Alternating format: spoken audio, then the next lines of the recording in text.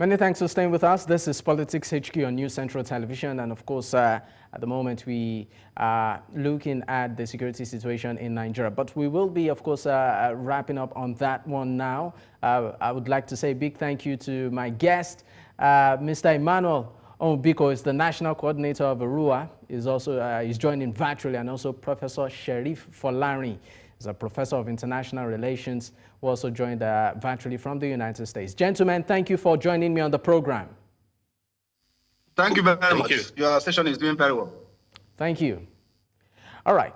Now, at this point, we will, of course, be switching gears to talk about something really pressing also in Nigeria. Now, for many Nigerians, they woke up today to a new reality. And that reality has to do with the current fuel price. Now, 2 days after it cried out that the burden of petrol price has pushed it into over $6 billion in debt, the Nigerian National Petroleum Corporation, NNPC Limited, on Tuesday morning increased its pump price of fuel from 670 naira per litre to 897 naira per litre. Now, Nigeria, Africa's most populous nation, faces energy challenges with all its state-owned refineries non-operational. This country is heavily reliant on imported refined petroleum products, with the state-run NNPCL being the major importer of the essential commodity.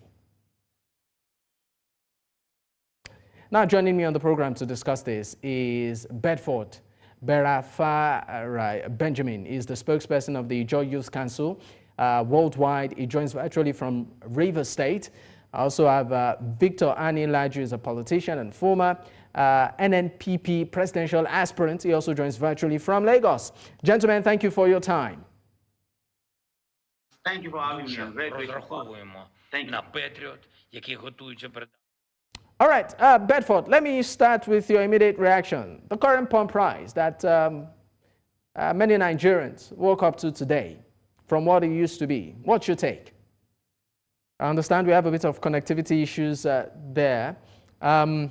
Of course, what I was just trying to, while we are trying to, of course, connect with our guest, I was trying to establish the fact that Nigerians woke up to a new reality as regards the pump price. Even though on the side too, a big announcement also happened. The Dangote refinery did announce that it would start, or it has started, as a matter of fact, rolling out premium motor spirit, popularly known as petrol. He made this announcement in a press conference today. That's the chairman of Dangote Group, Alhaji Dangote. Now, many Nigerians are of the opinion that this might impact positively on the current pump price of petrol, which has bedeviled Nigerians, lately, not just, recently, but, over the years. So the big question on the lips of many is, will this provide some sort of succor? Now, I understand that we have Bedford back. Bedford, thank you for your time. Bedford, if you can hear me, thank you for your time. Please, I understand that you're muted. Kindly unmute your device. Okay, I'm unmuted. Can you hear me now? Yes, I can hear you. All right. The current situation in Nigeria has clearly shown that the NNPC lack the capacity to provide succor for the lingering fuel crisis that is bedeviling the country currently. It has clearly shown that they don't have what it takes, to manage the situation at hand, and that Nigerians are crying of hunger due to the increment of price of PMS, and now you are now saying that because you are owing a whole lot of money, that you are incapable of managing the situation, and now you are not further increasing, the pump price. That clearly shown that the NNPC is bereaved of what to do, of the next step to take. So that's why we are now saying our advocacy is that the Port Harcourt refinery, thank God they have now said that they want to privatize, they want to, give the Port Harcourt refinery to private personnel to manage. And I'm not saying that, and look no further, we have an indigenous company in Niger Delta, the Tantita Security, who has drastically improved the level of production in terms of food. He as well can also manage the Warri refinery to ensure that there's maximum output. And I can tell you for free that the Dangote refinery coming on board we will not have any significant impact because it's now a private sector that is operational. And he will tell you that he's getting the crude in dollars, so he's going to sell. He has pegged his price and setting up at 800 naira allegedly. That's what he's going to be selling. And of course, you know that cannot necessarily now solve the situation when there is no competition. Simple economics tells you that inflation will continue to be on the rise. So the best thing to do is to put the Warri refinery to use. Put the Port Harcourt refinery to the rhetorics of we are coming on board soonest will be a thing of the past. Give Dangote security that has shown capacity in the area of increasing productivity of crude. Let them also manage the Warri refinery and see how well it take us, because this continual problem of fuel scarcity that is continuing, it will drastically lead us to what we don't expect as Nigeria, because Nigerians are tired of hearing stories upon stories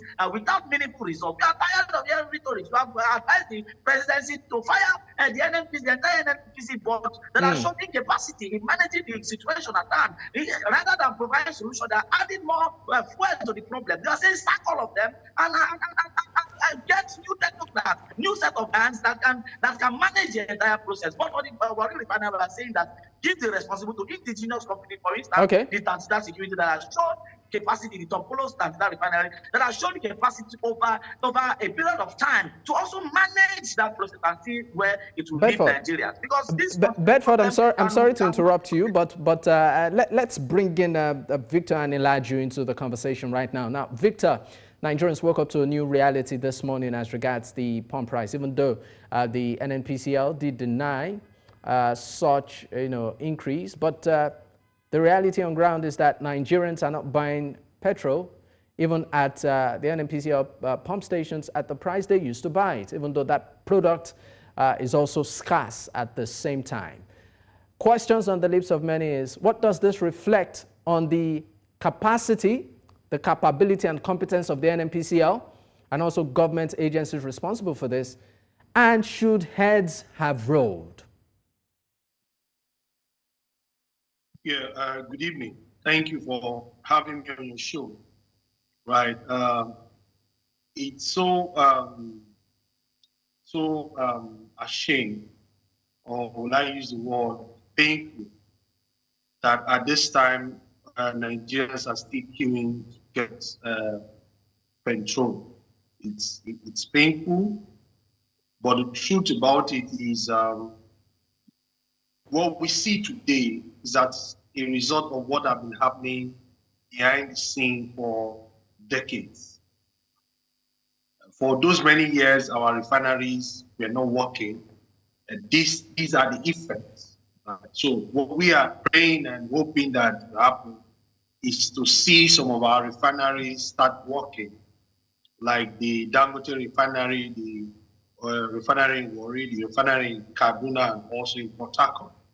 If we have this 4 refinery running simultaneously, I believe we'll be able to have a product available, because before we start looking at the price, let's look at availability of products, right? So we pray that the product are made available. Then from there, we'll start talking about the price. And the good thing about it is that we hope that the price of our petroleum products will always come down, because we are not involving logistics of carrying the crude oil out of the country, right, and bringing it back in again. So that's cost of shipping crude out and shipping petroleum product in, that cost will dramatically will be removed, right? But it still falls back to the federal government, because what I see that the federal government want to do is give private individuals to refine the products, and NNPC will now become the seller. So NNPC will not determine the price they will sell. So even Dangote refinery, as we speak right now, will be given to NNPC, and NNPC will be selling at their own price. So whoever company that is going to take over the Warri refinery, Kaduna refinery, Port Harcourt refinery, we also follow that same process where they refine and give to NNPC for NNPC to sell at their own price, right? That itself, it still the way our Nigerian politicians, we always take advantage of the situation in Nigeria to make so much money for themselves, right? Because I see no reason why. Some would also argue that that would also give some sort of price control, maybe in the interest of the general public, given the fact that it's a capitalist system. But I would leave you to respond to that after this break. I understand that we need to go on a quick commercial break. When we return, of course, we'll pick up. Stay with us. Many thanks for staying with us. This is still Politics HQ on News Central Television, and currently we are looking at the current fuel situation in the country as regards the issue of scarcity and the price. I still have my guest with me. Now, Bedford, let me go back to you briefly because I understand we're pressed for time. Let's talk about the Dangote refinery, the big announcement that happened today that it now produces the PMS. Many are of the concern that the issue of monopoly, will come up. And even though some are asking if at all it will have any direct impact on the current price, of premium motor spirits at the retail end. What's your take? All right, for me, the current Dangote refinery is a window of opportunity for other stakeholders that want to venture into that space, into the oil and gas space, for competition. If history will not fail us, when our former president, our father, Olusegun Obasanjo, was president of this country, he decentralized the communication system. It was MTN that came at first, and before you know, other investors came in. And today, communication is very easy tool in Nigeria. So it's same thing also in the oil and gas sector. Today is Dangote that is the sole producer of private crude, as it were, of PMS, as it were. So it's a window of opportunity for other stakeholders and other investors to come to play and decentralize the market. So of course, for now, you have to enjoy that level of monopoly, being the only refinery that is functional in Nigeria. So of course, that monopoly is expected because it is business. And being a mono producer of oil, of course, you want to also now say that the NNPC is giving crude to him at international price. So, of course, he has to make profit. He has to make initial profit of the investment he has made. It's expected that he will peg price and control the price. But the NNPC now is now saying he now want to now operate a capitalist system, not being free hand to other persons that want to buy directly from Dangote to buy. And that is also an issue. The issue of control has been is a challenge as we speak. The issue of now NNPC now they want to control the price, despite the fact that they are not the one producing. Instead of now thinking of control the price, why don't you make other refinery functional? That's what we are advocating. That we are suggesting that also the Warri refinery should be given to be privatized. That's a window of opportunity to be given to private investors to also look in that direction and see how they can. In Dangote, in less than a few years, he made Dangote refinery from the scratch. But we have something of that in Warri, we have something of that in Port Harcourt, in Kaduna. Give those avenues to private investors also to now manage the resources and see how competition can come to play. Because when there's competition, the civil economics tell you that price will reduce drastically. All right. So we are suggesting that it has to be given and the Warri refinery to manage so that there can be healthy competition. As it were, still there's no competition. Dangote refinery is at liberty to now say that I'm going to sell my fuel at my own price. If you don't want to buy, I have other neighboring countries that want to buy. All right, Bedford, I'm sorry to interrupt you, but we really need to go. Let me bring in Victor Ani-Laju on this one. Your final take. Do you think that the Dangote refinery, production of PMS will impact on the price of petrol? Sorry, at the pump price of petrol. Yes, it could be, but like I said, the system the federal government wants to use to run it now is Dangote refinery will refine the product and sell.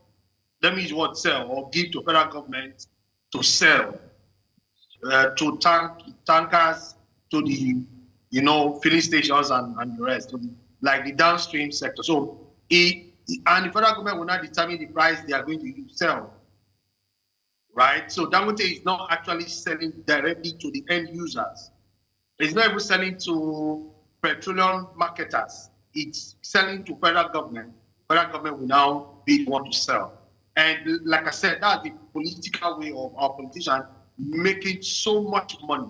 So the federal government now is going to be like the middleman between Dangote refinery and the end users. So, and when you put middleman in business. I'm sorry, Victor, to interrupt you, but I'm sorry, Victor, to interrupt you, but I understand that we really need to go. Thank you so much for your time, gentlemen.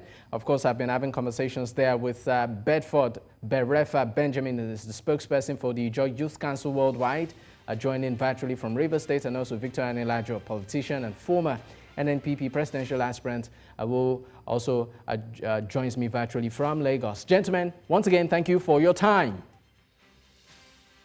Thank you. Thank you for having me. More time. All right. Sorry. All right. It's been a great one tonight. In case you missed out, you can actually join us or catch up on our YouTube platform, that's News Central TV. You can also follow us across social media at News Central TV.